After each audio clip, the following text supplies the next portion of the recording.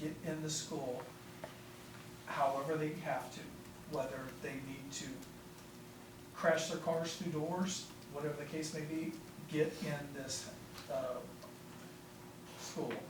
And the thing about it is you might be saying, well, if you come crashing through the doors in the foyer that goes between the two buildings, and the shooter hears you, isn't he gonna go towards you and attack you? Absolutely, that's what we want. We want him to direct his rage towards us and not against you guys, you know? So, because we're trained for it, we're equipped for it, you know? We have body armor, you guys don't have body armor, you know? And, you know, we have the gear to take this threat out, and that's, I mean, I know that sounds pretty blunt, but we're not gonna come in, we're not even gonna identify ourselves when we see that shooter. We're not gonna say, police, drop your gun. As soon as we see that person, we're going to shoot them, you know, because we have to stop this, and that's the only way this can happen. And I think schools need to seriously take a more rigid approach towards security. I know a lot of times we have active shooter drills, just like lockdowns. And when we get to the school, all the teachers already know, you know, so they already have their doors shut. It's not like a normal day. They have their lights off, you know, they have all the kids in the corner like they're supposed to, but they didn't actually do that once they found out that there was an active shooter drill. And so nobody benefited from that, you know? And it's like you might hear from your coaches, like when you cheat on practice, you only cheat yourself. And that's the same thing with these active shooter drills. If you cheat during these drills, you're just cheating yourself. Like, if I come in and I catch this door open, and, you know, it's not like you guys or even Mr. Springsteen are gonna get in trouble, but it should be an eye-opener saying, gosh darn it, I needed to get up there quicker, and the next time that's exactly what I'm gonna do, you know? Or the next time I maybe need to talk to the kids the first week of school and say, in the event of a drill or the event of an active shooter or an intruder or whatever the case may be, this is what we're gonna do, you know? So, you know, I had a lady at the grade school when we had their active shooter drill, and I opened up her door and walked right in. She's still teaching. And I said, and she has like second graders, the littles, those are the worst ones, right?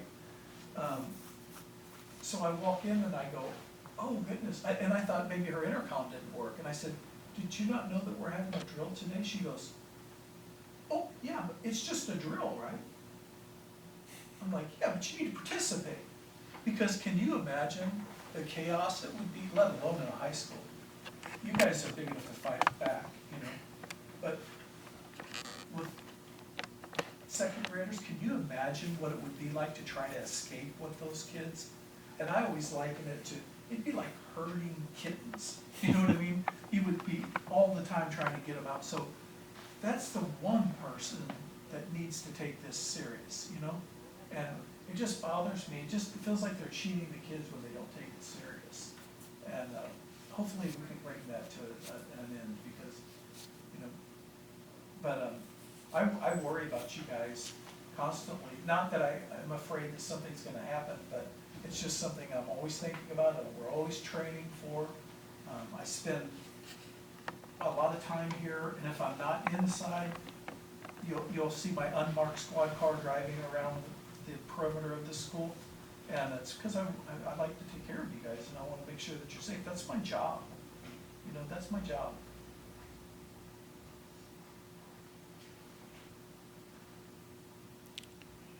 I know Noah had one. I'm going to ask for him. Okay. Your neighbor, Oh, yeah. Wetzel, yeah. Yeah. Yeah.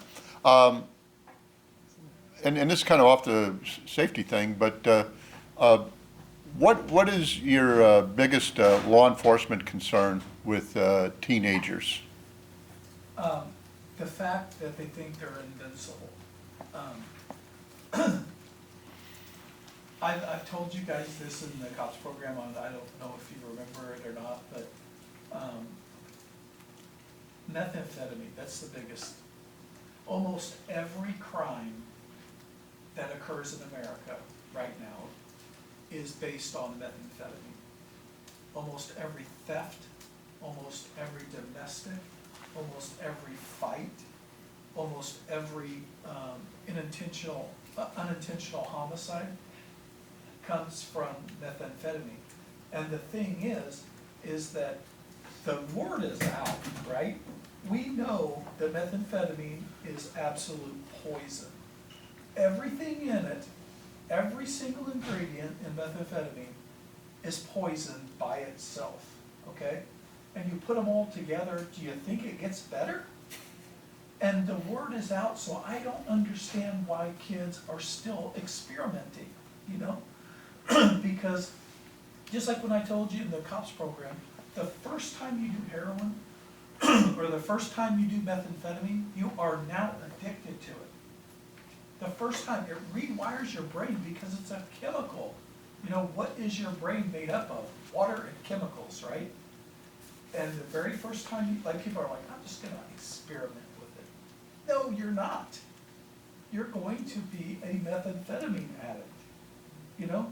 And it's going to ruin your life. And the odds of you beating that addiction are so low that it's just incomprehensible. But people are still trying it. And I, for the life of me, don't understand why that is, you know? And I'll be completely blunt with you. Like I said, you all are pretty much adults now. There's only a couple of ways to beat methamphetamine or a heroin addiction. And that's to go to prison or die, you know? And now they're putting fentanyl in methamphetamine and heroin, which, like I said, you probably don't remember it, but I brought fentanyl into your classroom, but 5 little grains, 5 like pieces of salt of fentanyl, you know, talking about like just 5 little grains, will kill 112 people, you know, and they just found 61 pounds of it, 61 pounds coming across from Mexico. And thank God they found it. But if that little bit kills all those people, how many people do you think that would kill the entire population of the United States? That's just absurd, and people are still trying it. Now, one of the trends that is going on is these methamphetamine dealers and these heroin dealers will, like, they'll make out like 100 or 200 or whatever the case may be, doses of heroin or methamphetamine, and they'll put 1 or 2 fatal doses of fentanyl in those baggies, okay? And the reason that they do that is, and we had this happen to us about, it's probably 5 or 6 years ago. When somebody dies from a heroin or a methamphetamine overdose, all of the addicts think, oh my gosh, where did they get that methamphetamine at? That must be the good stuff. I need to get some of that. And you know, you would be like, well, somebody died from it. It's like, yeah, but he doesn't know how to use it like I do, okay? So we had a dealer in Cape Girardeau that did 5 doses, and it killed 3 people in Perryville and 2 people in Chester. And we actually were able to put him in prison, but that happens all throughout America. They intentionally do that, and these people are so rewired from this drug that they think that they can use it safely. You know, I'm smarter, I'm a better addict than that person, he didn't know what he was doing. That's just crazy, it's just craziness. But if you try methamphetamine, mark my words, I pray to God you hear me, you will be an addict, you know, and you will not beat it. You know, that dream that you have of being married and having kids and having, you know, a little white picket fence home, it's an American dream. That's gone. That's absolutely gone. And, you know, from somebody that that has those things, has a family and a nice home and stuff like that. I can't imagine trading that because I wanna experiment with some kind of flippin' poison. It's just absurd.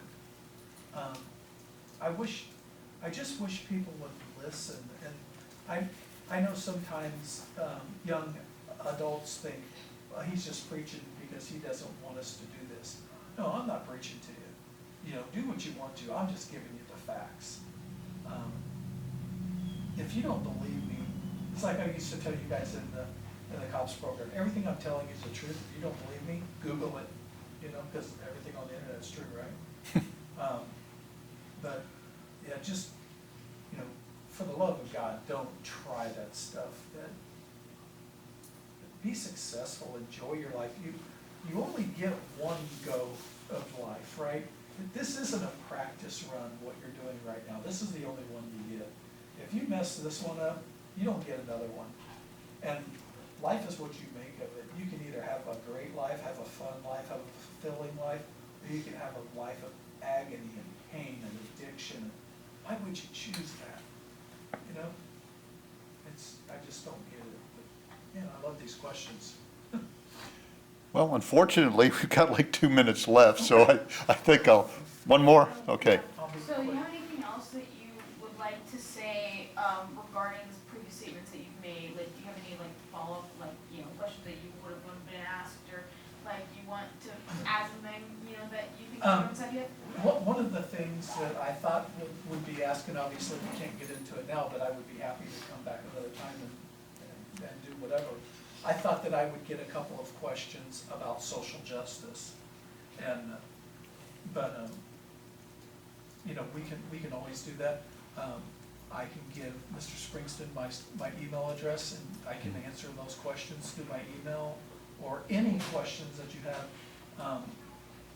Any police, law enforcement questions you have, they are not off limits, okay?